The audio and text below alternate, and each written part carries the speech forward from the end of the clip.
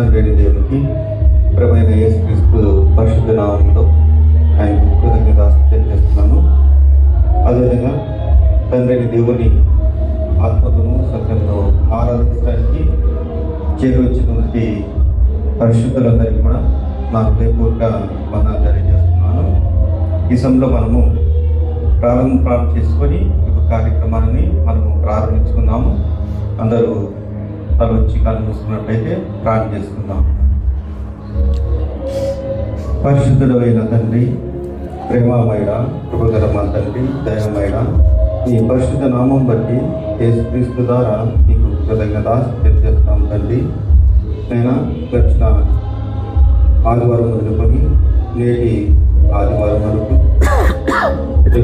ప్రభు దినమందు తండ్రి మిమ్మల్ని ఆత్మతోనూ సత్యంతో ఆరాధించడానికి మీరు దయచేసినటువంటి ప్రతి విధమైనటువంటి సహాయం బట్టి మీకు స్తుతులు స్తోత్రాలు తండ్రి. మేము చేస్తున్నట్టు పనిబాటంతటూ కూడా మీ సహాయాన్ని మీ కాపుదల అనుగ్రహించి తిరిగి తండ్రి ఈరోజు మమ్మల్ని అందరినీ తండ్రి ఇలా చేర్చిన విధానం బట్టి మీకు కృతజ్ఞతాస్తుతులు చేస్తున్నాం తండ్రి.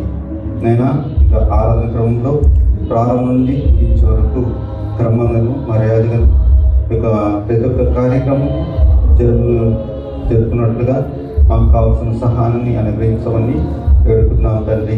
ఈ సమయంలో మేము పాటలు పాడుతుండగా పాటలను భావనట్లు చేసుకుంటూ కృపాచితంగా మేము పాట పాడడానికి మాకు మంచి వరాన్ని దయచేయగలరని వెళుతున్నాం తండ్రి.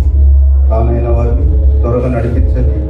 ఈ యొక్క కార్యక్రమానికి మీరే అధ్యక్ష వహించి మీరే ఘనత మేము పొందుతారంటూ మా ప్రభును ఈ కుమారుడు మా రక్షకుడైన యేసుక్రీస్తు పరిశుద్ధ నామములో ప్రార్థించి అధీనంతో అడుగుతున్నాం పరమ తండ్రి. ఆమేన్. ఈ సమయంలో మనము పాట పాడుతున్నాం. పాటల కొరకు సహకరించడానికి మన మధ్య నుండి సోదరులు దయానిధి గారు, అదేవిధంగా సోదరుడు చంద్రశేఖర్ గారు రావాల్సిందిగా కోరుతున్నాను.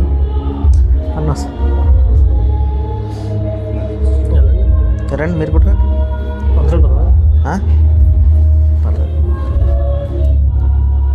మొదటిగా పాటల పుస్తకం నుండి 46వ పాట పాడుతున్నాం.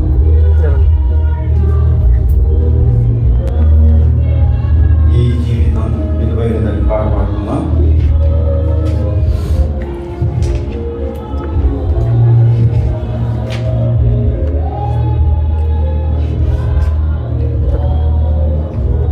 పాడుతుంది దేవునిమయం పరచుకున్నామండి. ఈ జీవితం విలువైనది నరులారా రండి సెలవైనది. ఈ జీవితం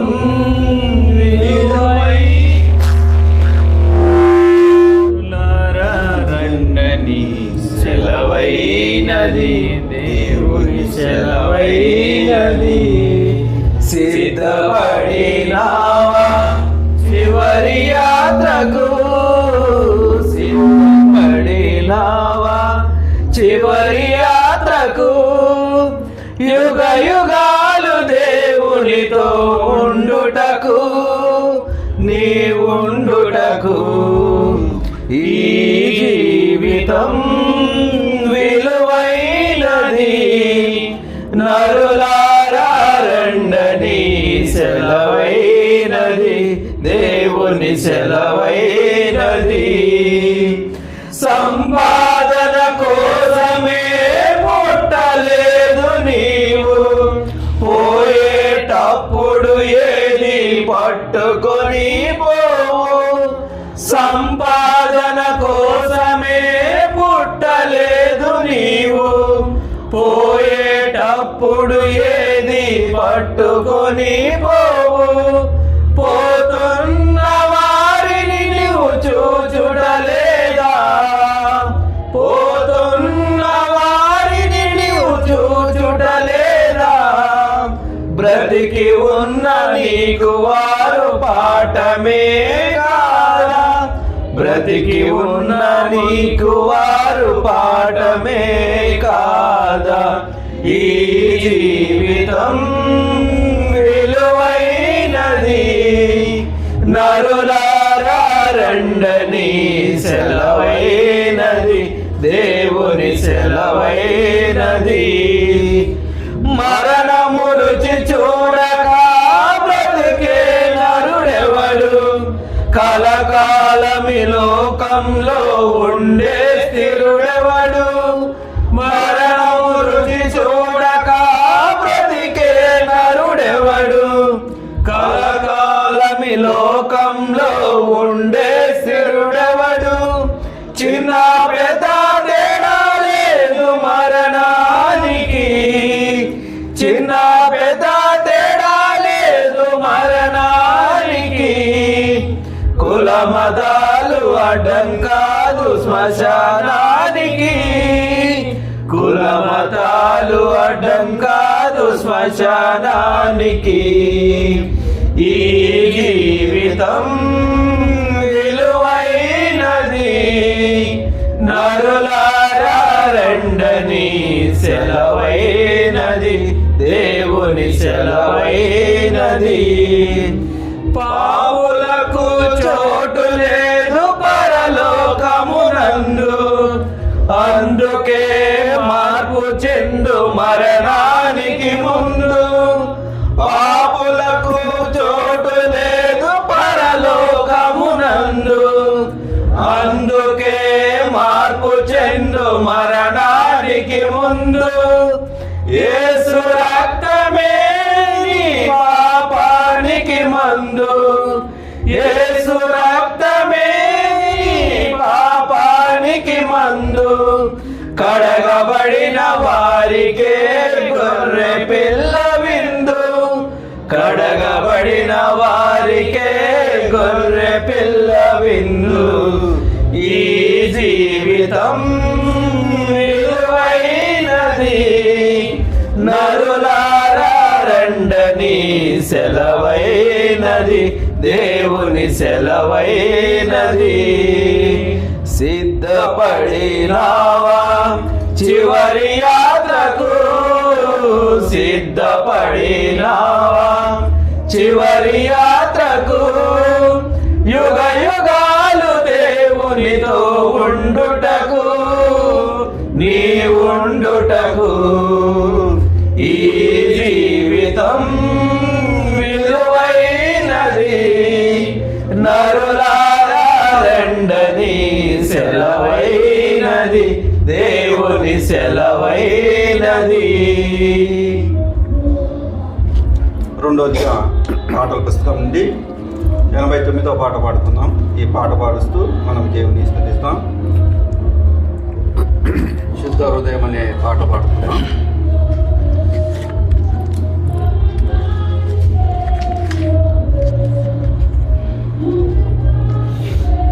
శుద్ధ హృదయం కలుగజేయుము, శుద్ధ హృదయం కలుగజేయుము. నాలో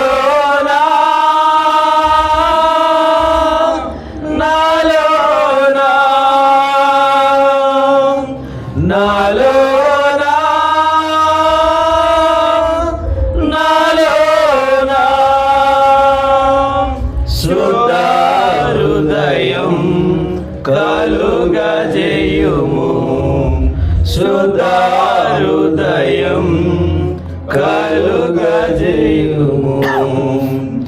నీ వాత్సల్యం నీ బాహుల్యము, నీ కృప కనికరము చూపించుము. నీ వాత్సల్యము నీ బాహుల్యము, నీ కృప కనికరము చూపించుము. పాపము చేశాను, దోషినయున్నాను, పాపము చేశాను, దోషినయున్నాను.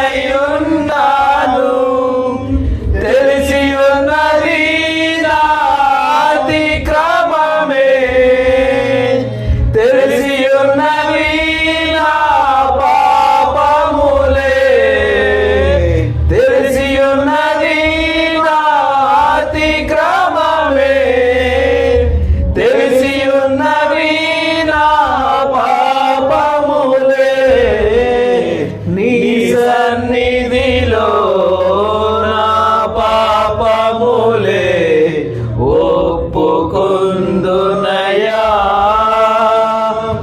నీ సన్నిధిలో నా పాపములే ఒప్పుకుందునయ్యా. శుద్ధ హృదయం కలుగజేయుము, శుద్ధ హృదయం కలుగజేయుము. నీ జ్ఞానమును నీ సత్యమును నా అంతర్యములో పుట్టించుమా. నీ జ్ఞానమును నీ సత్యమును నా అంతర్యములో పుట్టించుమా. ఉత్సాహ సంతోషం నీ రక్షణానందం, ఉత్సాహ సంతోషం నీ రక్షణానందం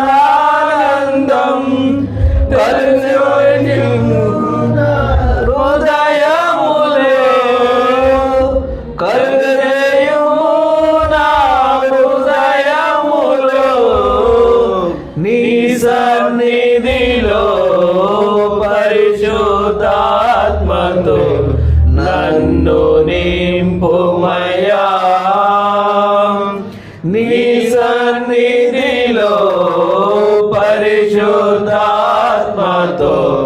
నన్ను నింపుమయ్యా. శుద్ధ హృదయం కలుగజేయుము, శుద్ధ హృదయం కలుగజేయుము. నాలో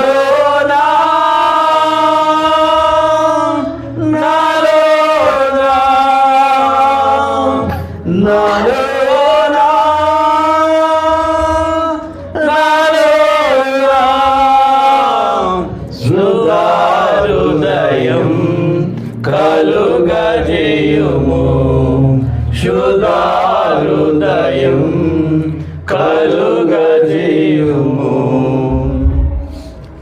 మూడవదిగా మన పాటల పుస్తకం నుండి 22వ పాట పాడుకుందాం.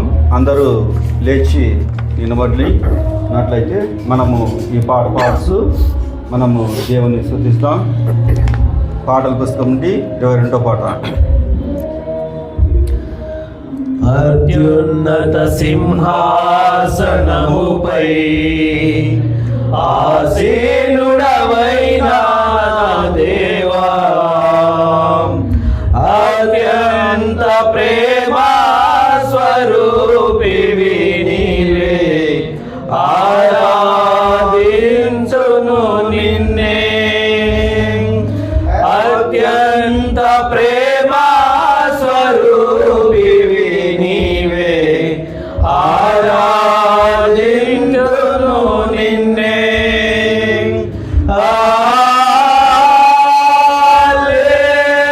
హల్లెలూయా,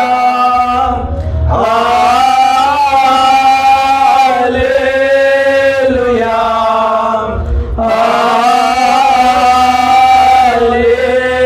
హల్లెలూయా,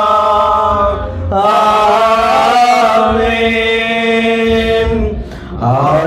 ఆశ్చర్యకరుణా స్తోత్రం, ఆలోచనకర్త స్తోత్రం,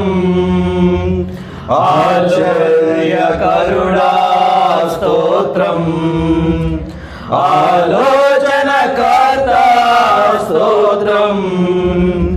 బలమైన దేవా నిత్యుడవగు తండ్రి, సమాధానాధిపతి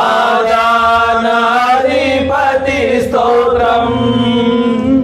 బలమైన దేవా నిత్యుడవగు తండ్రి, సమాధానాధిపతి స్తోత్రం.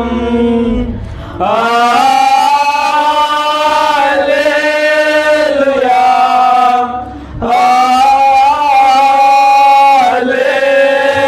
హల్లెలూయా,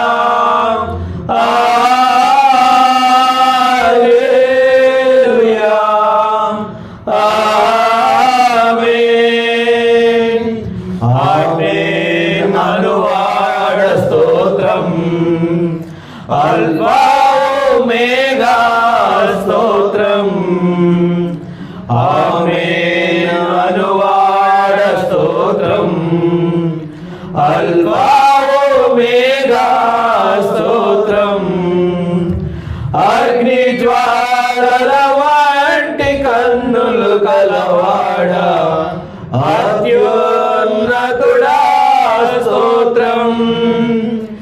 అగ్ని జ్వాలల వంటి కన్నులు కలవాడ అత్యున్నతుడా స్తోత్రం. హల్లెలూయా,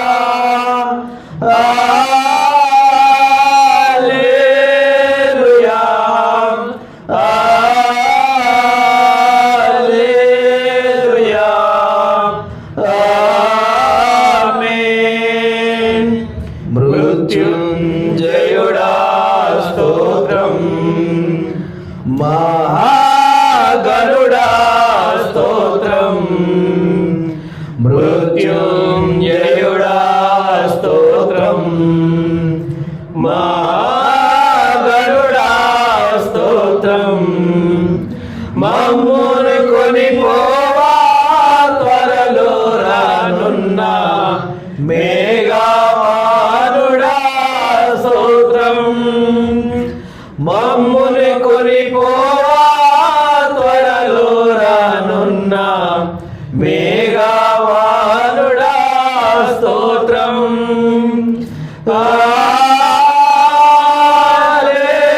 హల్లెలూయా,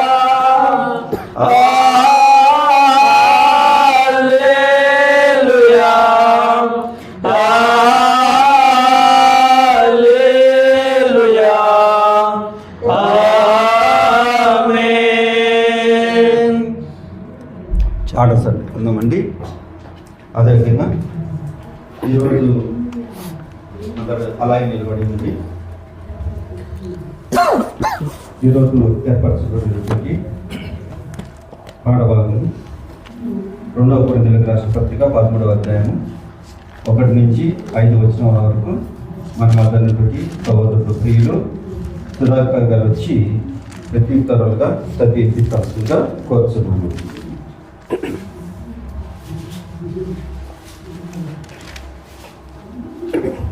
ఇక్కడ పూర్వ వచ్చిన సోదరులకు ప్రత్యేక వందలు తెలియజేసుకుందామండి. ఈ యొక్క సమయంలో వాక్యపట్నం చదువుకుందామండి. 2 కొరింథీయులు 13వ అధ్యాయము 1 నుంచి 5 వరకు చదువుకుందామండి. 2 కొరింథీయులు 13వ అధ్యాయము 1 నుంచి 5 వరకు చదువుకుందామండి. ఈ మూడవసారి నేను మీ యొద్దకు వచ్చి ఉన్నాను. ఇద్దరు ముగ్గురు సాక్షుల నోట ప్రతి మాటయు స్థిరపరచబడవలెను. నేను మునుపు చెప్పితిని. నేనిప్పుడు మీ యొద్ద లేకున్నాను. రెండవసారి మీ యొద్ద ఉన్నట్లుగానే మునుపటి నుండి పాపము చేయుచుండబడిన వారికి మిగిలిన వారికి అందరికి ముందుగా తెలియజేయమనగా నేను తిరిగి వచ్చిన ఎడల కనికరము చూపను. క్రీస్తు నా యందు పలుకుచున్నాడని రుజువు కోరుచున్నారా? ఆయన మీ ఎడల బలహీనుడు కాడు మీ యందు శక్తిమంతుడై ఉన్నాడు. బలహీనతను బట్టి ఆయన సిలువ వేయబడును గాని దేవుని శక్తిని బట్టి జీవించుచున్నాడు. మేమును ఆయన యందుండి బలహీనులమై ఉన్నాము గాని మీ ఎడల దేవుని శక్తిని బట్టి ఆయనతో కూడా జీవము గలవారము. మీరు విశ్వాసము గలవారై ఉన్నారు.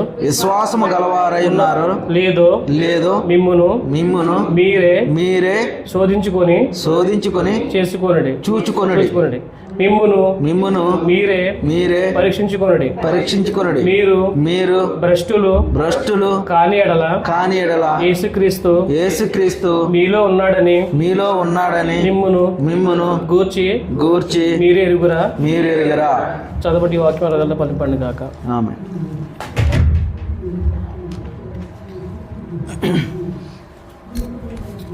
బైబిల్ పట్టణం చదివి అందరు సోదరులు కూర్చొని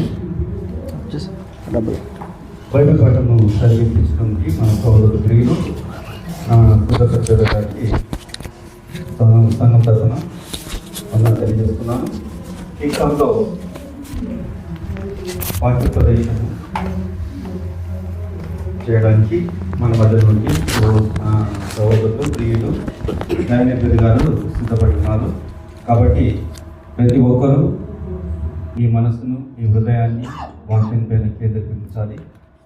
దేవుడు ఈరోజు సహోదరుల ద్వారా మనతో ఏం మాట్లాడుతున్నాడో ప్రతిదీ మనము అశ్రద్ధతో కాకుండా దేవుడు సన్నిధి మనలో ఉండాలని గమనించి, మనల్ని చూస్తున్నాడని గమనించి, భయంతో భక్తితో దేవుడు చెప్తున్నట్టు ఆ వాక్యాలు సహోదరుల ద్వారా వినిపిస్తున్న ఆ వాక్యాలు శ్రద్ధతో విని మన లోపాలు ఏమైనా ఉన్నట్లయితే ఆ లోపాలను మనం సరి చేసుకుని మన ఆత్మీయ జీవితాలను మెరుగుపరుచుకుంటూ విశ్వాసంలో మనం కొనసాగించి ముందుకెళ్దాము. ఈ సమయాన్ని మన సోదరులు ప్రియులు దయానిధి గారికి అప్పగిస్తున్నాము.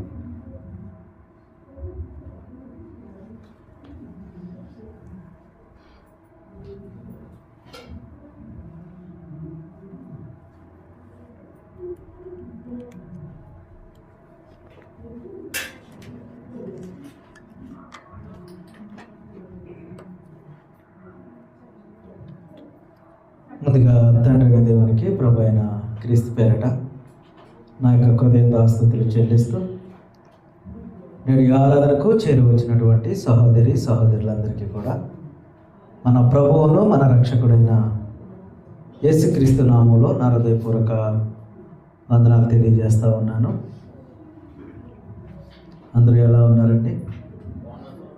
బాగున్నామమ్మా? దేవుని దయ వల్ల మీ అందరి ప్రార్థనలు బాగున్నాను. చాలా సంతోషం. అందరూ కూడా దేవుడిని ఆరాధించుకోవడానికి చేరువచ్చి ఉన్నారు.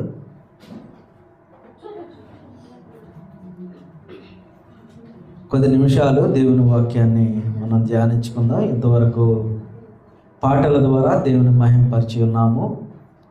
మన స్తుతులపై దేవుడు ఆసీనుడై ఉన్నాడని నమ్మబద్ధులమై ఉన్నాము. ఈ సమయంలో దేవుని వాక్యాన్ని కొద్ది నిమిషాలు ధ్యానం చేసుకుందాం.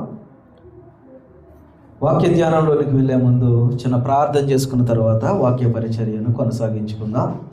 ప్రార్థిస్తాను, అందరూ కూడా ఏకీభవించండి. క్రీస్తు యేసునందు మమ్మల్ని ఆత్మికులుగా ప్రేమిస్తున్నటువంటి మా ప్రియ పరలోకమందున మా తండ్రి, మీ ఉన్నతమైన అతి అమూల్యమైన ఘనమైన నామానికి స్తుతులు, స్తోత్రములు, కృతజ్ఞతాస్తుతులు చెల్లిస్తూ ఉన్నాం తండ్రి. ఈ భూమి మీద ఎందరికో లేనటువంటి గొప్ప భాగ్యాన్ని మీ ప్రియకుమారుని ద్వారా మాకు అనుగ్రహించి ఉన్నారు తండ్రి. ఆయన రక్తంలో మమ్మల్ని అందరినీ కడిగి పరిశుద్ధులుగా చేసిన తండ్రి, ఇటు రీతిగా మీ ప్రియకుమారుని యొక్క పునరుత్థాన దినంలో సంఘముగా మేమందరము కూడుకొని మిమ్మల్ని ఆత్మతోనూ సత్యముతోనూ యథార్థముగా ఆరాధించుకోగలిగేటువంటి గొప్ప భాగ్యాన్ని మీరు మాకు అనుగ్రహించి ఉన్నారు తండ్రి. అందరిని బట్టి మీకు స్తోత్రాలు, కృతజ్ఞతాస్తుతులు చెల్లిస్తూ ఉన్నాం. ఇంతవరకు మీదికై స్తుతి గీతాలు పాడి ఉన్నాము. మీ సన్నిధికి చేర్చుకున్నారని నమ్ముచూ ఉన్నాం.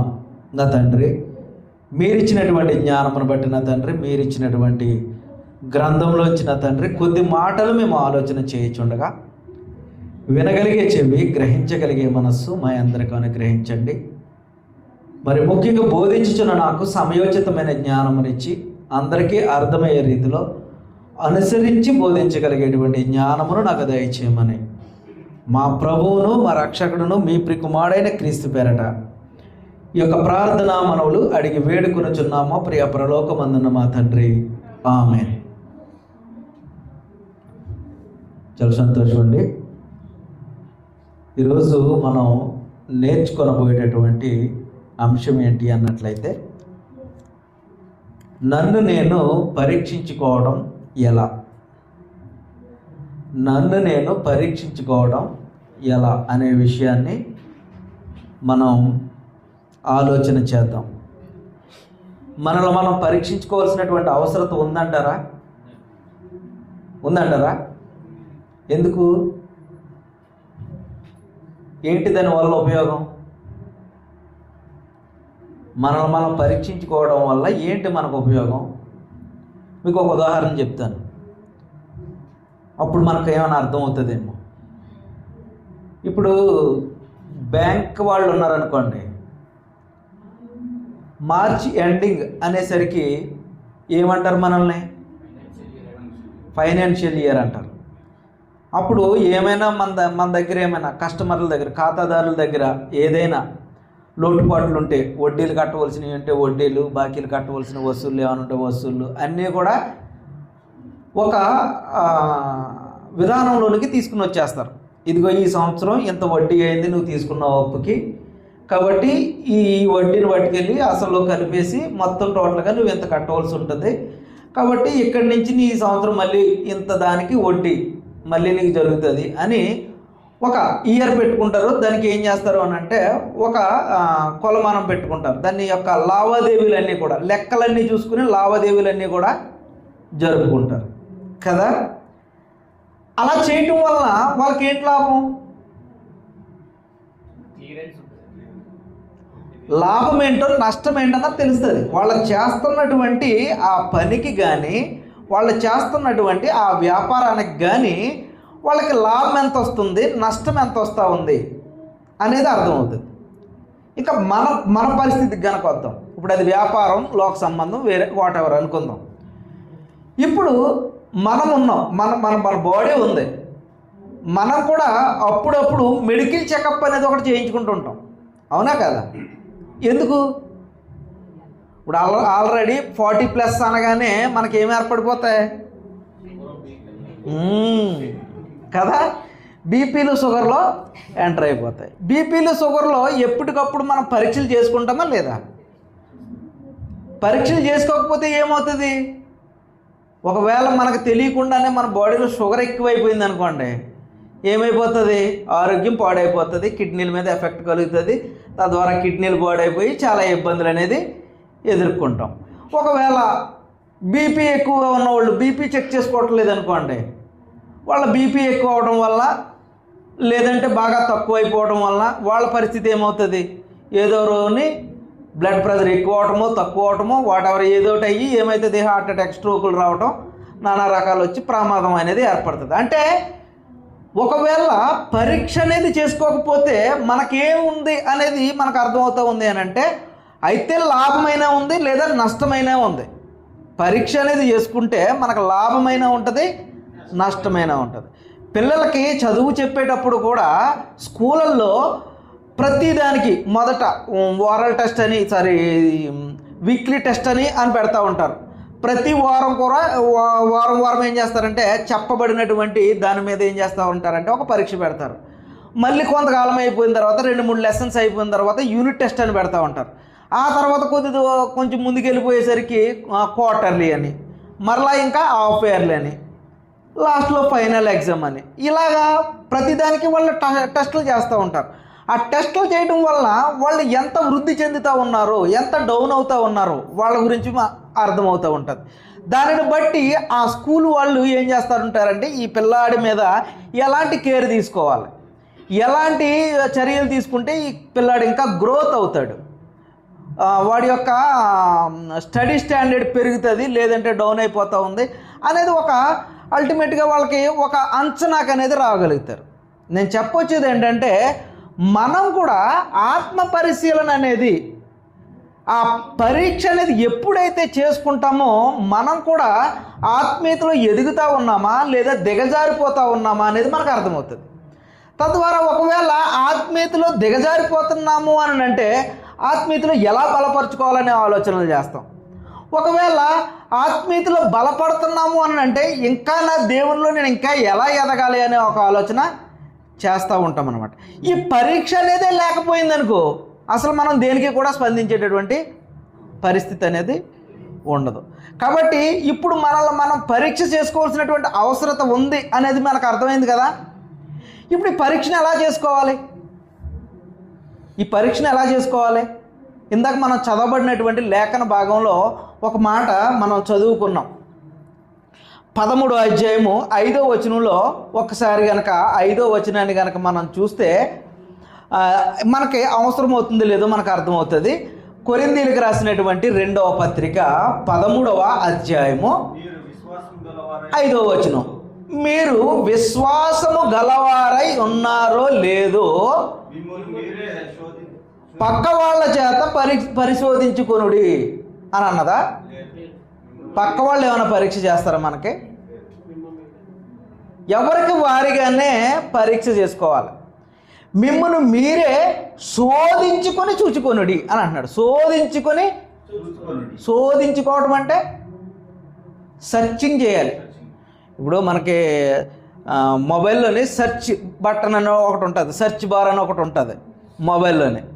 దాన్ని తెలుగులో ట్రాన్స్లేట్ చేస్తే శోధించుడి అని వస్తూ ఉంటుంది కనపడదు. శోధించడం అంటే సెర్చ్ చేయాలి, మనం వెతకాలి. సెర్చ్ చేయడం అంటే శోధించుకోవడం అంటే వెతకాలి. నాలో ఏం లోపం ఉందో లేదా నాలో ఏం గ్రోత్ ఉంది అనేది మనలో మనం ఏం చేసుకోవాలని అంటే శోధించుకోవాలి, ఫస్ట్ పరీక్షించుకోవాలి.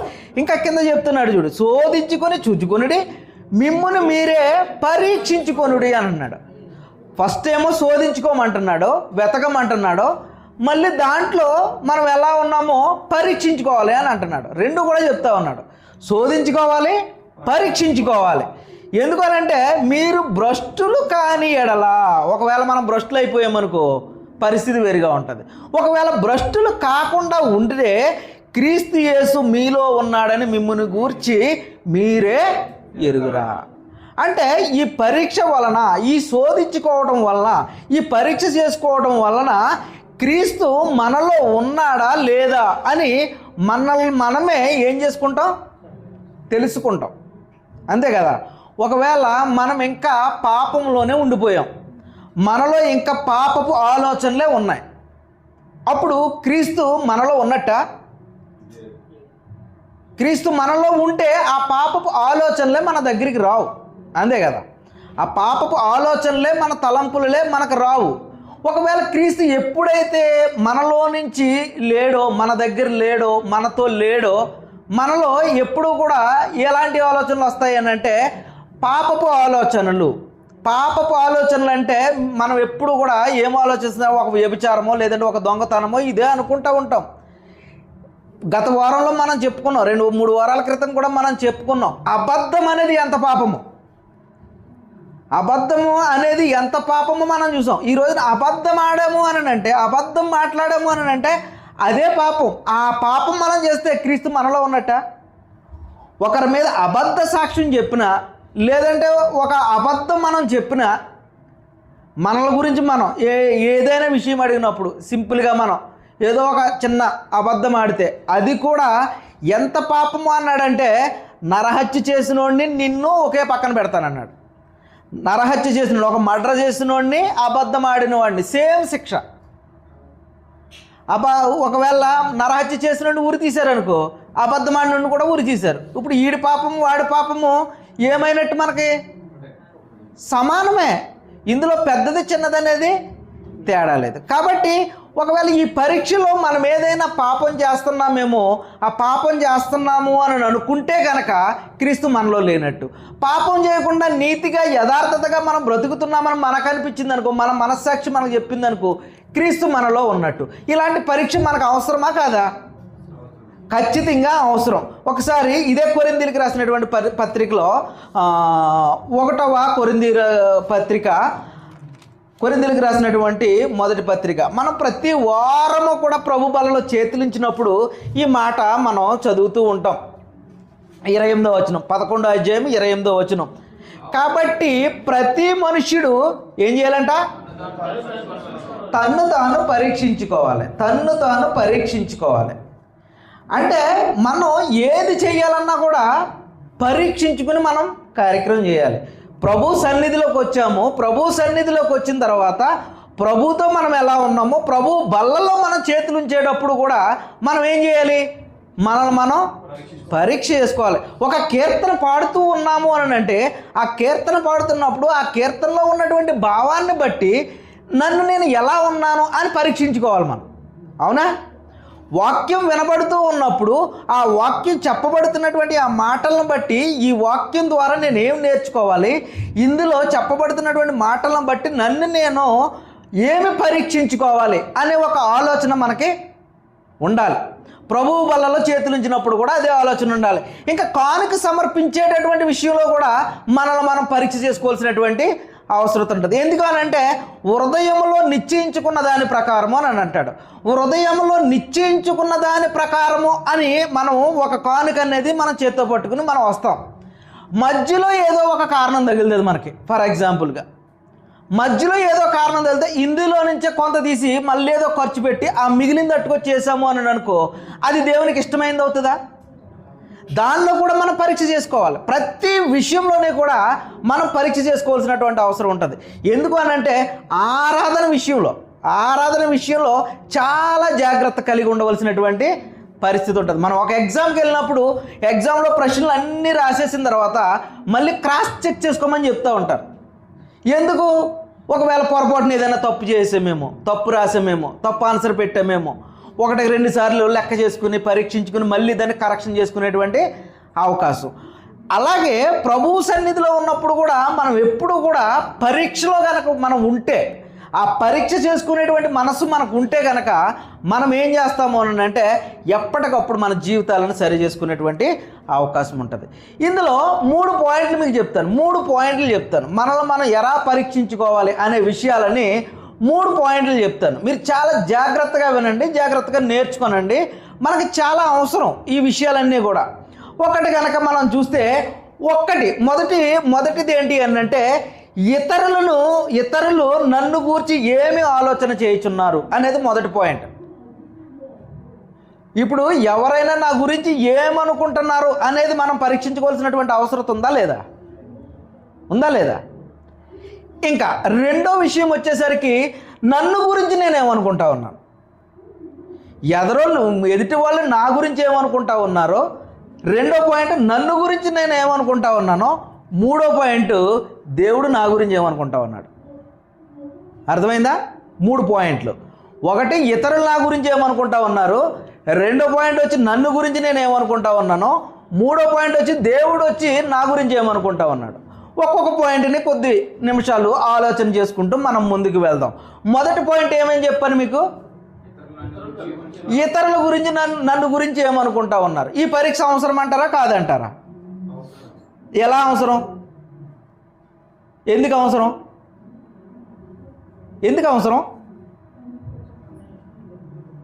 ఇతరులు నా గురించి ఏమనుకుంటున్నారో ఏంటో అనుకునేది మనకి ఎందుకు అవసరం? ఒకసారి మత్తయి సువార్త 5వ అధ్యాయము 16వ వచనాన్ని తీయండి. 5వ అధ్యాయం 16వ వచనం. పెద్ద వచనాలు ఏమి చూపించను, పెద్ద ప్రసంగం ఏమీ కాదు, చాలా సింపుల్గా ఉంటుంది మీకు. మనుషులు మీ సత్క్రియలను చూచి పరలోకమందున్న మీ తండ్రిని మహిమపరచినట్లు వారి ఎదుట మీ వెలుగు ప్రకాశింపనీయుడి. ఏంటంట? మనుషులు మీ సత్క్రియలను చూచి ఎవరంట? ఎవరు? ఇతరులు, అంతే కదా. మనుషులు అంటే ఎదుటి వాళ్ళు ఏం చేయాలంట? మీ సత్క్రియలను, అంటే మన సత్క్రియలను చూడాలి, మనం చేసేటటువంటి పనులు చూడాలి. ఎందుకు? చూసి మీ పరలోకమందున్న మీ తండ్రిని మహిమపరిచినట్లు. అంటే మనం చేసేటటువంటి సత్క్రియను బట్టి, మనం చేసేటటువంటి ఆ మంచి పనిని బట్టి దేవుడు ఏం చేయాలంట? మహిమపరచబడాలి అంట. ఆ మహిమపరచబడినట్లు వారి ఎదుట మీ వెలుగును ప్రకాశింప నీయుడి. అంటే మన గురించి ఇతరులు ఏమనుకుంటున్నారో మనకు తెలియాల్సినటువంటి అవసరం ఉందంటారా లేదంటారు ఈ మాటను బట్టి? ఎందుకనంటే ఈ వ్యక్తి ఎదుటి వారికి సహాయం చేసే వ్యక్తిగా ఉన్నాడా, ఎదుటి వారికి మేలు కోరేటువంటి వ్యక్తిగా ఉన్నాడా, ఎదుటి వారి పట్ల ప్రేమ కలిగినటువంటి వ్యక్తిగా ఉన్నాడా అనే విషయం ఖచ్చితంగా ఎదుటి వాళ్ళకి అర్థం కావాలి. ఆ ఎదుటి వాళ్ళు ఏమనుకుంటున్నారో నా గురించి అనేది విషయం నాకు అర్థం కావాలి. ఒక్కసారి కనుక ప్రభువు కూడా ఈ ఆలోచన వచ్చి ప్రభువు కూడా అడుగుతూ ఉంటాడు, శిష్యులను అడుగుతూ ఉంటాడు. ఒకసారి 16వ అధ్యాయం, మత్తయి సువార్త 16వ అధ్యాయంలో మనం చూస్తే ఇక్కడ ఆయన శిష్యుల్ని అడుగుతున్నటువంటి సందర్భం మనకి కనబడుతూ ఉంటుంది. 16వ అధ్యాయము మత్తయి సువార్త 16వ అధ్యాయము 13వ వచనం నుంచి కనుక మనం ఆలోచన చేస్తే, యేసు ఫిలిప్పుదైన కైసరే ప్రాంతమునకు వచ్చి మనుష్య కుమారుడు ఎవడని జనులు చెప్పుకొనుచున్నారని తన శిష్యులను అడగగా. ఒక ప్రాంతం వెళ్ళాడండి యేసుక్రీస్తు ప్రభువుల వారు, ఒక ప్రాంతం వెళ్ళారు. అర్థమవుతుందా? ఆయన ప్రయాణంలో, సువార్త ప్రయాణంలో ఒక ప్రాంతం వెళ్ళారు. ఆ ప్రాంతం ఏంటి అని అంటే ఫిలిప్పుదైన కైసరే అనే ఒక ప్రాంతానికి ఆయన వెళ్ళాడు. ఆ ప్రాంతానికి వెళ్ళినప్పుడు అక్కడ మనుష్య కుమారుడు ఎవడని జనులు చెప్పుకొనుచున్నారని ఆయన శిష్యులను అడగగా, అంటే వాస్తవానికి యేసుక్రీస్తు ప్రభువుల వారి గురించి ఆయనే ఒక ప్రశ్న అడుగుతూ ఉన్నాడు. నన్ను గురించి జనులందరూ కూడా ఏమనుకుంటున్నారు అని, నన్ను గురించి జనులందరూ కూడా ఏమనుకుంటున్నారు అని. నేను ఈ కార్యక్రమం అయిపోయిన తర్వాత, ఈ ప్రసంగం అయిపోయిన తర్వాత, ఈ ఆరాధన అంతా అయిపోయిన తర్వాత నేను ఇక్కడి నుంచి వెళ్ళిపోతాను. ఓకే, ఇక్కడి నుంచి నేను వెళ్ళిపోయిన తర్వాత నేను ఏమంటాను అని అంటే, ఝాన్సీకి ఫోన్ చేసి అమ్మాయి ఎలా ఉన్నారు ఏంటని యోగక్షేమాలు అడిగి నేను అడుగుతాను. నేను చెప్పిన ప్రసంగాన్ని బట్టి అక్కడ జనులందరూ ఏమనుకున్నారు, విన్నటువంటి వారు అందరూ ఏమనుకున్నారు అని అడుగుతాను. అడగల వద్దా నేను? ఇప్పుడు నేను వచ్చి వెళ్ళిపోతా ఉన్నాను అని అంటే ఆ సమయంలో కూడా నేను అడుగుతాను. నేను అక్కడికి వస్తూ ఉన్నాను కదా, నేను చేస్తూ ఉన్నాను కదా, నన్ను గురించి అక్కడ ఉన్నటువంటి విశ్వాసులు ఏమనుకుంటున్నారు అని అడగాల్సినటువంటి పరిస్థితి నాకు ఉందా లేదా? ఎందుకు? ఇది అడగటం వల్ల ఏంటి? నేనేంటన్నది అర్థమవుతుంది నాకు. నన్ను మీరు ఎలా గుర్తించారనేది అర్థమవుతుంది. దానిని బట్టి మీకు నేను ఎలా చెప్పాలో అర్థమవుతుంది, ఏం చెప్పాలో అర్థమవుతుంది. నా మాటను మీరు అంగీకరిస్తున్నారో లేదో అనేది నాకు అర్థమవుతుంది. దాన్ని బట్టి నా ప్రవర్తన ఉంటుంది కదా, అంతే కదా. ఇక్కడ అదే జరుగుతూ ఉంది. చూడండి, ఆయన శిష్యులను అడుగుతూ ఉన్నాడంట. ఇక్కడ ఉన్నటువంటి జనాంగం అందరూ కూడా నన్ను గురించి ఏమని అనుకుంటున్నారు అని మాట్లాడితే, కొంతమంది ఏమని మాట్లాడుతున్నారు అని అంటే, వారు కొందరు బాప్తిసం ఇచ్చి యోహాన్ అనియు, కొందరు ఏలియా అనియు, కొందరు ఇర్మియా అనియు, లేక ప్రవక్తలలో ఒకడనియు చెప్పుకొనుచున్నారనిరి. అందుకైనా వారందరి గురించి పక్కన పెట్టండి. ఇప్పుడు ఎవరెవరో ఏదేదో అనుకున్నారు. ఓకే, నేను కూడా అదే అడుగుతాను కదా. ఇప్పుడు వాళ్ళందరూ రిపోర్టు అయితే నువ్వు ఇచ్చావు, ఓకే, వాళ్ళందరూ చెప్పింది వచ్చింది. అసలు నువ్వు నా గురించి ఏమనుకుంటున్నావు అనే ప్రశ్న నేను వేస్తానా లేదా? ఫైనల్గా అదే ప్రశ్న నేను అడుగుతూ ఉన్నాడు. ఏమన్నాడంటే, అందుకైనా మీరైతే నేను ఎవడని చెప్పుకొనుచున్నారని వారిని అడిగాను. అందుకు సీమోను పేతురు, నీవు సజీవుడవగు దేవుని కుమారుడవైన క్రీస్తువని చెప్పాను. అంటే ఒక మంచి రిపోర్టు అనేది ఎవరిచ్చారు అని అంటే పేతురు గారు ఇవ్వటం అనేది జరిగింది. అప్పటి వరకు ఎవరెవరో ఏదేదో చెప్పారు, అవన్నీ పక్కన పెట్టు. మీ దగ్గరకు వచ్చేసరికి మీరేమనుకుంటున్నారు అని అంటే అప్పుడు ఆయన ఒక రిపోర్ట్ ఇచ్చాడు. నువ్వెవరు అని అంటే సజీవుడు అయినటువంటి దేవుని కుమారుడివి అనే ఒక విషయాన్ని ఆయనకి చెప్పాడు. చెప్పినప్పుడు ఆయన ఏమంటా ఉన్నాడు అని అంటే, అందుకు యేసు, సీమోను బరయోనా, నీవు ధన్యుడవు, పరలోకమందున్న నా తండ్రి ఈ సంగతి నీకు బయలుపరచదేనే కానీ నరులు నీకు బయలుపరచలేదు. మరియు నీవు పేతురువు, ఈ బండ మీద నా సంగమును కట్టుదును, పాతాళ లోక ద్వారములు దాని ఎదుట నిలువ నేరవని నేను నీతో చెప్పుచున్నాను అనను. అంటే ఇక్కడ మనం నేర్చుకోవాల్సినటువంటి సంగతి ఏంటి అని అంటే, మనల్ని మనం పరీక్ష చేసుకున్నప్పుడు ఎదుటి వాళ్ళ యొక్క మనసులో ఏమున్నదో మనం తెలుసుకున్నప్పుడు మనమేంటన్నది మనకు ఒకటి అర్థమవుతుంది, అంతేనా? అప్పుడు మనం ఎలా నడుచుకోవాలో మనకు అర్థమవుతుంది. అప్పుడు నేను మీ పట్ల ఎలా ప్రవర్తించాలో నాకు అర్థమవుతుంది. ఆ మాట చెప్పిన వెంటనే, ఇది చూడు, పరలోకమందు ఉన్నటువంటి తండ్రి బయలుపరిస్తేనే కానీ ఈ విషయం ఎవరో కూడా చెప్పలేరు. అలాంటి గొప్ప తలాంతి దేవుడు నీకు ఇచ్చాడు కాబట్టి నీకేం చేస్తున్నాను అంటే, పాతాళలోక ద్వారములు నిలువ నేరం అన్నట్టు పాతాళలోక తాళపు చెవిని నీకు ఇస్తాను, నా సంఘాన్ని కట్టడానికి నువ్వు ఒక సాధనంగా ఉపయోగపడతావు అనేటువంటి గొప్ప మాటను ఆయనకి ఇవ్వటం అనేది జరిగింది. కాబట్టి మనల్ని మనం ఇతరులను గురించి, ఇతరులు మన గురించి ఏమనుకుంటున్నారనే విషయం ఖచ్చితంగా మనకి అర్థం కావాల్సినటువంటి విషయం అయితే ఉంది. పేతురు రాసినటువంటి మొదటి పత్రిక ఒక్కసారి కనుక మనం చూస్తే, పేతురు రాసినటువంటి మొదటి పత్రిక 3వ అధ్యాయము 1వ వచనంలో ఈ విధంగా వ్రాయబడి ఉంటుంది. అటువలే స్త్రీలారా మీరు మీ స్వపురుషులకు లోబడి ఉండుడి.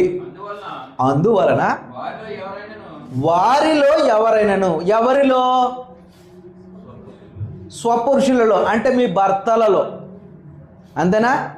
నీ భర్తలలో కానీ నీ భార్యలో కానీ, పురుషులకైతే నీ భార్యలో కానీ, స్త్రీలకైతే నీ భర్తలో కానీ, వారిలో ఎవరైనాను వాక్యమునకు అవిధేయులైతే, ఏంటంట? వాక్యమునకు అవిధేయులైతే, అంటే వాక్యానికి అంగీకరించలేనటువంటి వాళ్ళైతే, వారు భయముతో కూడిన మీ పవిత్ర ప్రవర్తనను చూచి వాక్యము లేకుండానే తమ భార్యల నడవడి వలన వారిని రాబట్ట. అంటే ఇప్పుడు నా భర్త నా గురించి ఏమనుకుంటున్నాడు అనే ఒక రిపోర్ట్ మనకు కావాలి, అవునా కదా? నా భార్య నా గురించి ఏమనుకుంటుంది, ఒక అవిశ్వాసురాలైనటువంటి భార్య నాకుంటే గనక నా భార్య నా గురించి ఏమనుకుంటా ఉంది అనే ఒక రిపోర్ట్ అనేది కావాలి. ఎందుకు అనంటే నా భార్య దృష్టిలో నేను చెడ్డవాడిగా ఉంటే తను ఎప్పటికీ మారదు, అవునా కదా? నీ భర్త దృష్టిలో నువ్వు చెడ్డదానిగా ఉంటే నీ భర్త అవిశ్వాసి అయితే ఎప్పటికీ కూడా మారేటువంటి పరిస్థితి ఉండదు. ఒకవేళ నీ ప్రవర్తన మంచిదైతే నీ భర్తకి లేదా నా భార్యకి నా ప్రవర్తన మంచిగా అనిపించి వీళ్ళు దేవుని కార్యాల యందు ఎక్కువ ఇష్టపడతా ఉంటారు, లేదంటే దేవుని యందు భయభక్తులు కలిగి ఉంటారు అనే విషయం వాళ్ళకి అర్థమైతే అప్పుడు వాళ్ళు కూడా ఏం చేస్తారు? దేవుని దగ్గరికి రావడానికి అవకాశం ఉంటుంది. కాబట్టి ఆ ఇతరులు అనేటువంటి వారు మన గురించి ఏమనుకుంటున్నారు అనేటువంటి పరీక్ష మనకు ఉండాలి ఖచ్చితంగా. అప్పుడే వాళ్ళు నన్ను పరీక్షిస్తూ ఉన్నారు, నన్ను గమనిస్తూ ఉన్నారు అనేటువంటిది నా దగ్గరికి వచ్చినప్పుడే, ఆ పరీక్షలో నేను ఉన్నప్పుడే నేనేం చేసుకోగలుగుతాను? నా నడవడికని సరి చేసుకోగలుగుతాను. నా నడవడికను బట్టి ఒక వ్యక్తి దూరం అయిపోకూడదు కదా సంఘానికి. ఇప్పుడు ఒకవేళ నేను ఇక్కడికి వచ్చి ఈ రకంగా నేను ప్రసంగం చేస్తూ, ఈ రకంగా నేను మాట్లాడుతూ ఇన్ని చేసిన తర్వాత మీతో నేను వల్గర్గా ప్రవర్తించాను అనుకుందాం. అప్పుడు నన్ను చూసి ఎవరైనా ఇక్కడికి రాగలుగుతారా? ఎవరు రారు కదా. అప్పుడు మీరు నా గురించి ఏమనుకుంటున్నారనే విషయం నాకు అర్థమవుతుంది కదా. అప్పుడు మీరు ఇంకెవరు కూడా ఇక్కడికి వచ్చేటటువంటి పరిస్థితి ఉండదు. ఒకవేళ నేను వచ్చి మాట్లాడకుండా, ఎవరితోటి మాట్లాడకుండా సైలెంట్గా వెళ్ళిపోతున్నాను అనుకో, అప్పుడు కూడా మీరు ఎవరు నన్ను అంగీకరించరు. ఎందుకనంటే ఆయన వస్తున్నాడండి, పోతున్నాడండి, ఏమీ తెలియదండి, ఎవరిని పట్టించుకోడండి, ఎవరి యోగక్షేమాలు అడగడండి, ఎవరి గురించి ప్రార్థన చేయడండి, ఎవరి గురించి పట్టించుకోడండి అనేటువంటి ఒక రిపోర్ట్ ఉంటుంది. దానివల్ల కూడా ఎవరు కూడా దగ్గరికి వచ్చేటటువంటి పరిస్థితి ఉండదు. కాబట్టి అన్ని విషయాల్లో ఇతరులు నా పట్ల ఎలా ఉన్నారు, ఎలాంటి భావాన్ని కలిగి ఉన్నారు, ఎలాంటి మనసును కలిగి ఉన్నారు అనే విషయం ఖచ్చితంగా మనం పరీక్షించుకోవాల్సినటువంటి అవసరం ఉంది. తద్వారా ఏమవుతుంది అని అంటే మనల్ని మనం పరీక్షించుకోవటం వలన ఆ పరీక్షలో మనం ఉండగలిగినప్పుడు మనం ఏం చేస్తామంటే ఇతరులకు ఒక మాదిరికరమైనటువంటి జీవితాన్ని జీవించగలుగుతాం. యేసుక్రీస్తు ప్రభువు గారు చెప్పినట్లుగా మీ సత్క్రియలను, మనుషులకు కనబడినట్టు మీ సత్క్రియలను దేవుని ఎదుట చేయండి అని అన్నాడు. ఎందుకు చేయాలి అని అంటే, మనుషుల ఎదుట ఎందుకు చేయాలంటే వాళ్ళు నేను గమనిస్తూ ఉంటారు. ఆ గమనించినప్పుడు నీ సత్ప్రవర్తన బట్టి వాళ్ళు ఏం చేయాలంటే దేవుని దగ్గరికి రావాలి. ఇంకా రెండవది ఆలోచన చేసినప్పుడు ఇంకా మరొక విషయాన్ని, నా గురించి నేనేమనుకుంటున్నాను పరీక్షలో కనుక మనం వెళ్తే నా గురించి నేనేమనుకుంటా ఉన్నాను, ఇది కూడా మనకు అవసరమే కదా. నా గురించి నేనేమనుకుంటున్నాను అనేది కూడా నేనేంటో నాకు అర్థం కావాలి కదండి. నేను ఎలా ఉన్నాను అనేది నాకు అర్థం కాదు. ఇప్పుడు ఫర్ ఎగ్జాంపుల్, ఇప్పుడు నేను ఎక్కడ ప్రసంగం చేయాలి అనేది నాకు అప్పగించారు బాధ్యత. ఇప్పుడు ఈ ప్రసంగం చేయడానికి నేను అర్హుడినో కాదు, లేదా ఈ ప్రసంగం నేను చెప్పగలనో లేదో, ఈ ప్రసంగం నేను చెప్పడానికి నేను ప్రిపేర్ చేసుకున్నానో లేదో, నాకంటూ ఒకటి ఉండదు కదా, ఒక ఆలోచన ఉండాలి కదా. ఆ ఆలోచన లేకుండా, ఆ పరీక్ష లేకుండా నేను అక్కడికి వచ్చి నిలబడ్డాను అనుకో, మీకు ఏమైనా చెప్పగలుగుతానా నేను? దానివల్ల నష్టమే జరుగుతుంది కదా. మీరు వచ్చి సమయాన్ని అంతా వృధా చేసుకుని వెళ్ళినట్టే అవుతుంది తప్ప మీరు వచ్చి ఏమీ నేర్చుకున్నట్టుగా ఏమీ ఉండదు. కాబట్టి నన్ను గురించి నేను ఏమనుకుంటున్నానే పరీక్ష కూడా నాకు ఉండాలి. ఒక్కసారి కనుక మనం చూస్తే రోమీలకు రాసినటువంటి పత్రికలో 12వ అధ్యాయంలో ఈ మాట రాస్తూ ఉంటాడు. రోమీలకు రాసినటువంటి పత్రిక 12వ అధ్యాయము 3వ వచనం,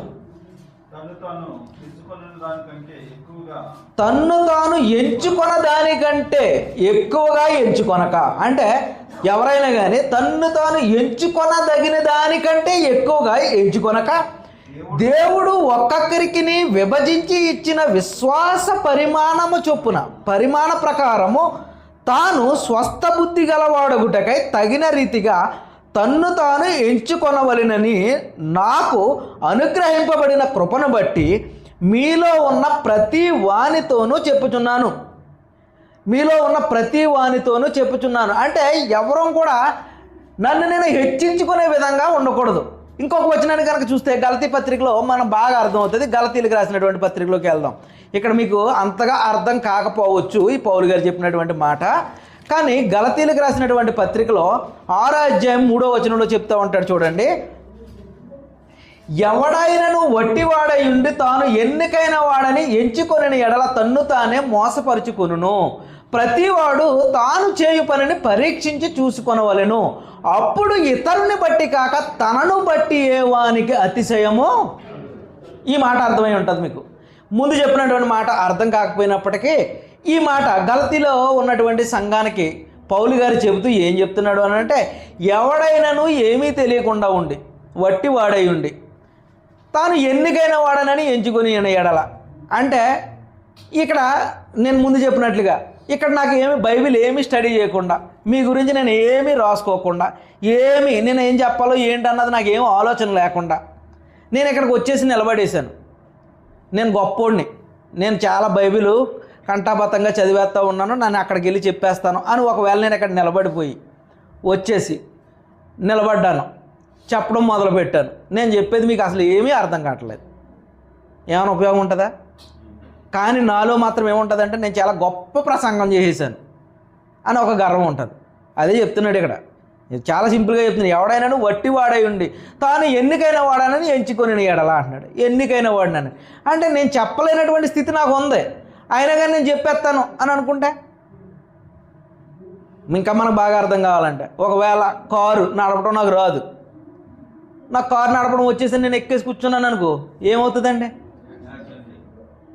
ఇప్పుడు నాకు వచ్చో రాదో పరీక్ష చేసుకోవాల్సిన అవసరం నాకు ఉందా లేదా? డ్రైవింగ్ వచ్చో రాదనేది పరీక్ష నాకు అవసరం ఉంటుందా లేదా? కానీ నాకు వచ్చేసు అనేది ఓవర్ కాన్ఫిడెన్స్ అయిపోయి నేను వెళ్ళి బండి ఎక్కేసాను అనుకోండి, ఏమవుతుంది? ప్రమాదమే కదా, ప్రమాదం జరిగిపోద్ది. ఇది అదే జరుగుతుంది. ఎంచుకొని తన్ను తానే మోసపరుచుకొనును.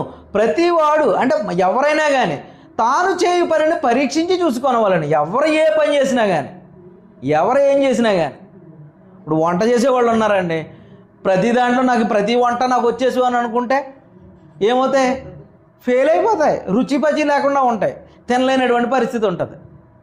అది ఎవరు ఏ పని చేస్తున్నారో ఆ పనిలో ఏం చేయాలి అని అంటే మన ముందు మనం పరీక్ష చేసుకోవాలి.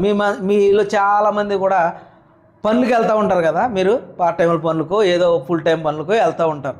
మీరు సరిగ్గా క్లీనింగ్ చేయలేదు అనుకోండి, వాళ్ళు ఎలా చూస్తారు మనల్ని? ఎన్ని రోజులు పెట్టుకుంటారు పనిలోని? 2 రోజులు వస్తారు, 3 రోజులు వస్తారు. అమ్మ నీ పని నాకు నచ్చలేదు వెళ్ళిపోమంటారు. లేదమ్మా నేను పని బాగా చేస్తానండి అని చెప్తే, నీ పని ఏంటన్నది ఇక్కడ తెలుస్తుందమ్మా, నీ శుభ్రం ఏంటన్నది ఇక్కడ తెలుస్తుందమ్మా, కాబట్టి నువ్వు చక్కబడిపో అంటారు.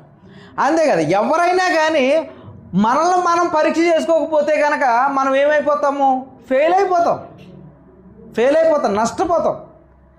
దానిలో మనం ఒక లాభాన్ని సంపాదించుకోలేము. ఇక్కడ అదే చెప్తా ఉన్నాడు, తన్ను తానే మోసపరుచుకొనును. ప్రతివాడును తన్ను తాను చేయు పనిని పరీక్షించి చూచుకొనవలెను.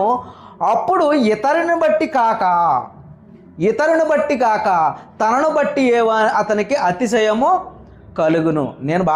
నేను చేయగలను అనేటువంటి ఒక కాన్ఫిడెంట్ కనుక నీలో వస్తే, నువ్వు పరీక్ష చేసుకుని నేను ఖచ్చితంగా ఈ విషయాన్ని నేను చెప్పగలను, ఖచ్చితంగా నేను ఈ విషయాన్ని నేను బోధించగలను అని ఒక కాన్ఫిడెన్స్ నాకు వస్తేనే నేను ఏం చేయాలి? ఎక్కాలి. లేదు నేను ఏదైనా నేను చేసేస్తాను.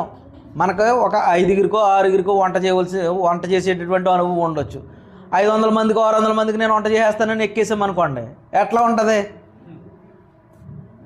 అది మొత్తం తినలేనటువంటి పరిస్థితికి ఏర్పడిపోతుంది. అది ఎవరమైనా కానీ, అది ఏ పనులైనా కానీ, ఇది బోధించే పనిలో కానీ ఒక పాట పాడలేనటువంటి పరిస్థితి ఉంటుంది, కంఠస్వరం సరిగా ఉండదు. కానీ నేను గానగంధర్వుడిని, నేను చక్కగా పాట పాడేస్తానని ఎక్కిన తర్వాత ఎవరో కూడా పాటని ఆస్వాదించలేరు, వినలేరు. ఒకవేళ నీకు ఆసక్తి ఉండొచ్చేమో నేను చేసేస్తాను అని, కానీ నీకు అది లేదు, కానీ నేను చేయగలను లేదనేటువంటి ఒక స్వపరీక్ష అనేది మనకి చాలా అవసరం. ఆ స్వపరీక్ష వలన మనం ఏం చేస్తాము అని అంటే దేవునిని మహింపరచగలుగుతాం.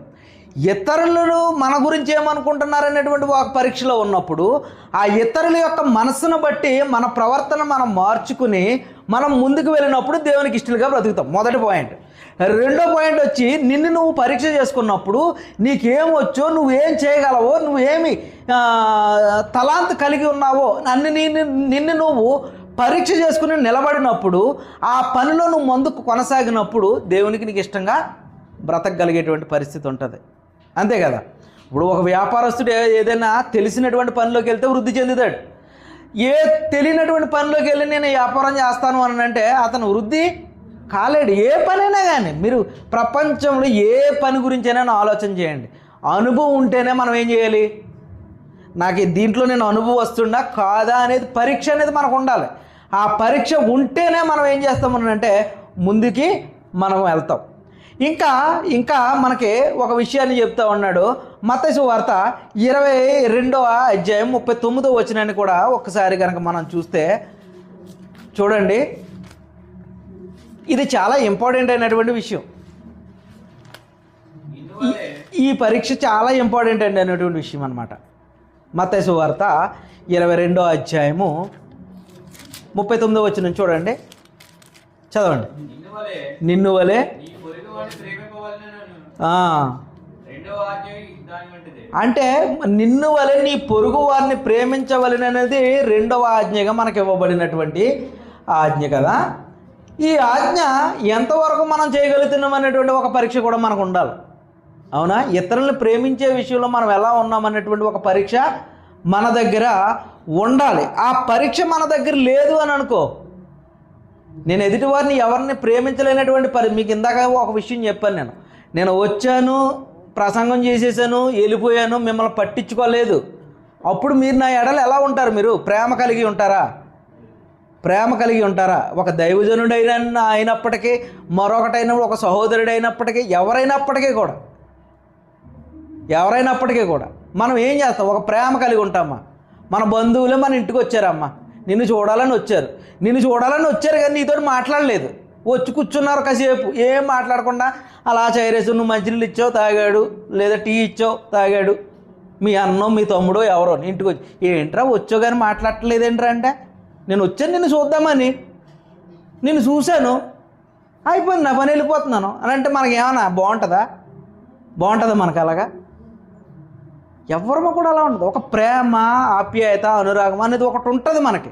వాళ్ళతో మనం మాట్లాడినప్పుడు, వాళ్ళతో మనం కమ్యూనికేషన్ పెంచుకున్నప్పుడు ఏమవుతుంది అని అంటే ఒకరి ఇబ్బందులు ఒకరు పరామర్శించుకునేటువంటి పరిస్థితికి వస్తుంది, ఒకరి ఎడల ఒకరు ప్రేమ కలిగేటువంటి పరిస్థితికి వస్తుంది. ఆ పరిస్థితిలో ఏమవుతుంది అని అంటే ఒకరి యొక్క కష్టాన్ని ఒకరు పంచుకునేటువంటి పరిస్థితిలోకి మనం వెళ్తాం. అదే ప్రేమ అంటే. ప్రేమ అనగానే ఇవ్వటం. ఏమిస్తాం? నీ దగ్గర ఉన్నటువంటి ఒక సలహా ఉందా, సలహాని ఇస్తావు. నీ దగ్గర ఒక ధనం ఉందా, ఇవ్వగలవా, ఇస్తావు. లేదంటే నీ దగ్గర ఉన్నది ఒక వస్తువుని ఇవ్వగలవా, ఇస్తావు. ఏదైనా కూడా ఇవ్వగలుగుతావు. దేవుడు కూడా మనల్ని ప్రేమించాడు అని అంటే మన పాపాల నిమిత్తం ఆయన ప్రియకుమారునే ఇచ్చాడు. అది ప్రేమ. అలాంటి ప్రేమ మనలో ఉందా లేదనేది ఒక విషయాన్ని కూడా మనం పరీక్ష చేసుకోవాలి. ఆ పరీక్షలో కనుక మనం లేకపోతే, ఇతరులను ప్రేమించేటటువంటి స్థితి నాలో ఉందా లేదనే ఒక పరీక్ష మనలో లేకపోతే అప్పుడు కూడా మనం ఏమైపోతాం? ఫెయిల్ అయిపోతాం. ఒక ఆజ్ఞను మనం ఏమైపోతున్నాం? తప్పిపోతున్నట్టే కదా. ఇక్కడ దేవుడు 2 ఆజ్ఞలు ఇచ్చాడు. చూడండి, 2 ఆజ్ఞలు ఏంటన్నా చూడండి ఒకసారి. 38 కూడా చదివితే మనకు అర్థమైపోతుంది.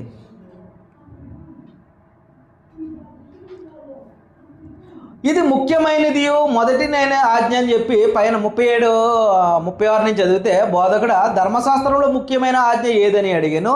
అందుకని నీ పూర్ణ హృదయంతో, నీ పూర్ణ ఆత్మతోను, నీ పూర్ణ మనస్సుతోను నీ దేవుడైన ప్రభువును ప్రేమింపవలనని ఏదే. ఇది ముఖ్యమైనది మొదటినైన ఆజ్ఞ. నిన్ను వలె నీ పొరుగు వారిని ప్రేమింపవలను రెండవ ఆజ్ఞ దాని వంటిదే అని చెప్తా ఉన్నాడు. అంటే ఈ మొదటి ఆజ్ఞను నువ్వు చేసి దేవుని ప్రేమించి నీ సహోదరుని ప్రేమించకపోతే నువ్వు అప్పుడు ఏమైపోతున్నావు? అబద్ధికుడు అయిపోతూ ఉన్నావు. అంటే మన పట్ల మన స్వపరీక్ష అనేది ఎంత అవసరం అనేది మనకు అర్థమైందా? 2 పాయింట్లు అర్థమైనయా? మొదటి పాయింట్ ఏంటి? ఎలా ఉన్నారు అనే పరీక్ష మనకు ఉండాలి. దానివల్ల మనకు మేలే కదా. ఇంకా 2వ పాయింట్ ఏంటి? నా స్వపరీక్ష. దాన్ని చేసుకోవడం వల్ల మనకు మేలే కాదా? మేలే. ఇంకా 3వ పాయింట్, దేవుడు నా గురించి ఏమనుకుంటా ఉన్నాడు, అది కూడా మనకు ఉండాలి కదా. అసలు దేవుని దృష్టిలో నేను ఎలా ఉన్నాను అనేది ఉండాలి కదా. గత వారంలో మనం చెప్పుకున్నాం, వివేకము కలిగి దేవుని వెదకువారు కలరేమో అని ఆకాశం నుంచి దేవుడు ఏం చేస్తున్నాడంట? పరిశీలన చేస్తున్నాడు అని. అంటే ఒక వివేకం కలిగి దేవుని వెతికేవారు ఉన్నారా లేదని ఆయన పరీక్ష చేస్తున్నాడు అని అంటే దానికి అనుగుణంగా నీవు నేను ఉన్నామనే లేదని పరీక్ష కూడా ఉండాలి కదా. దేవుడు నా గురించి ఏమనుకుంటా ఉన్నాడు అని.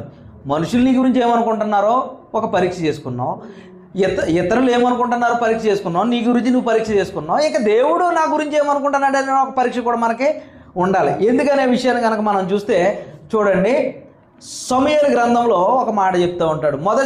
మొదటి సమూయేలు గ్రంథము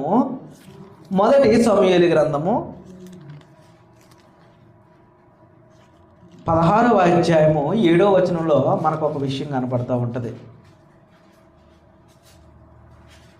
ఇజ్రాయేలు రాజుల్ని ఏర్పాటు చేసేటటువంటి పరిస్థితిలో అక్కడ ఒక విషయాన్ని చెప్తా ఉన్నాడు. అయితే యెహోవా సమూయేలుతో ఇలాగ సెలవిచ్చెను, అతని రూపమును అతని ఎత్తును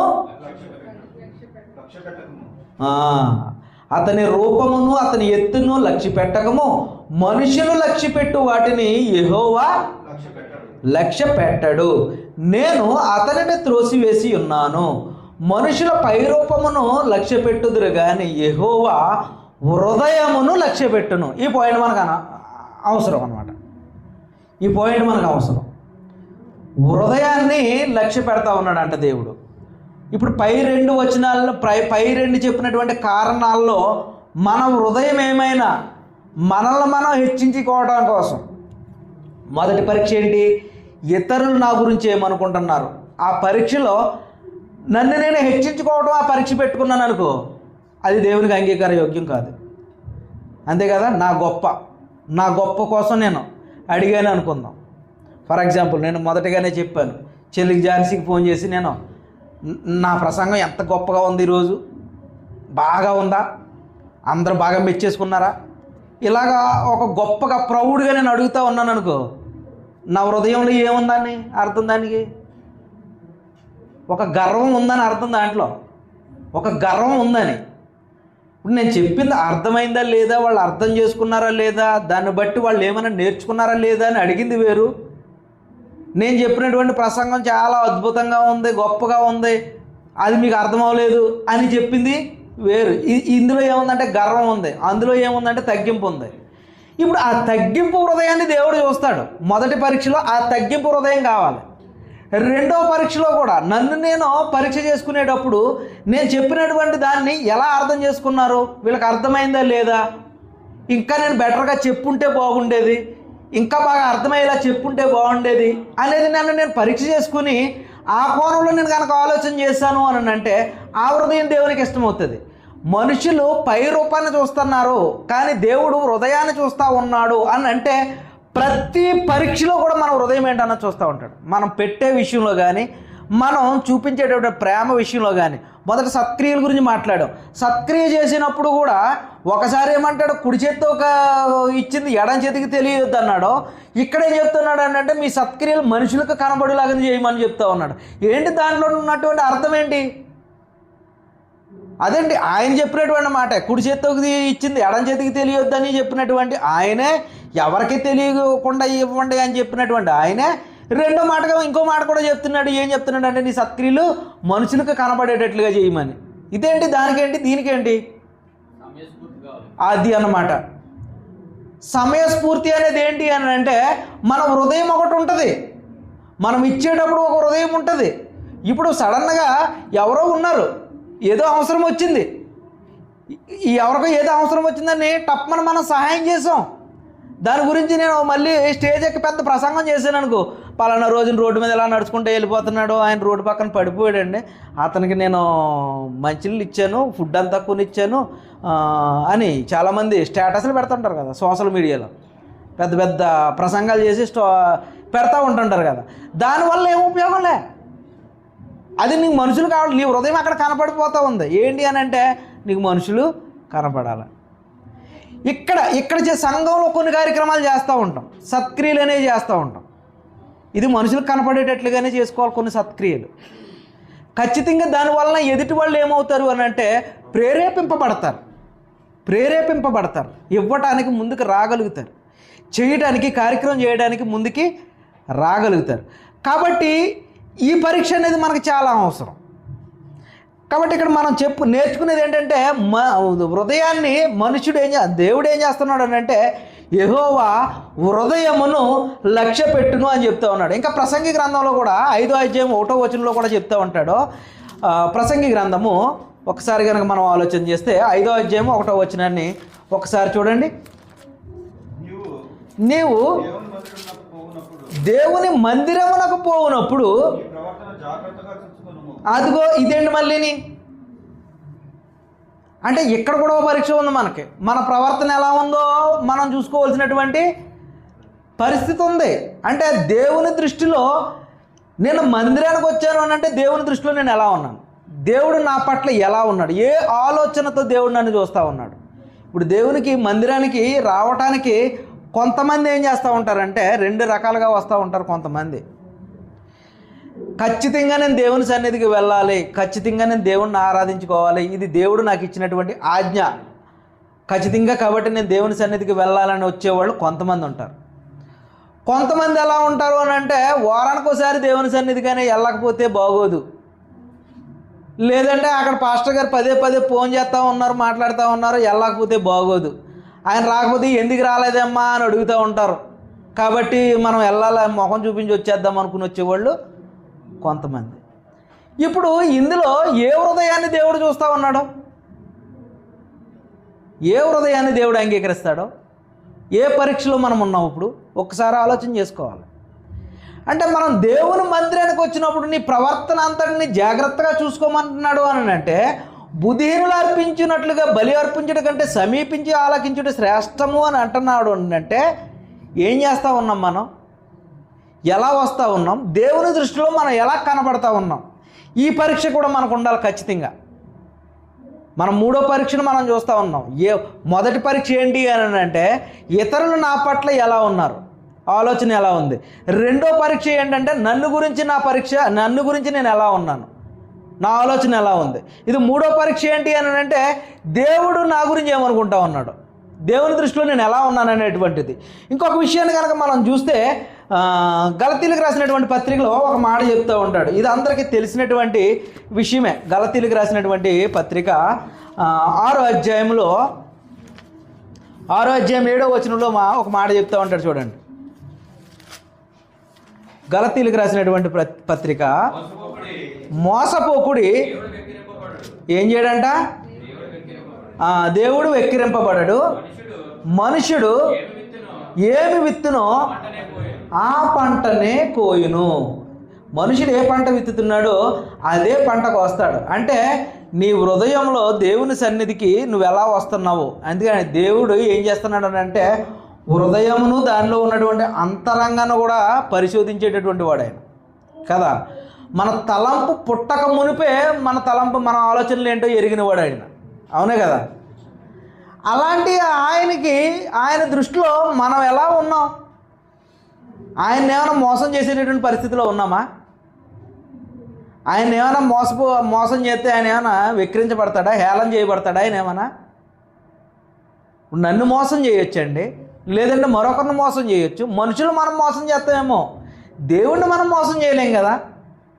దేవుణ్ణి మోసం చేసే విధంగా మన క్రియలు కనుక మనకు ఉంటే అది దేవునికి ఇష్టమైనటువంటిది కాదు.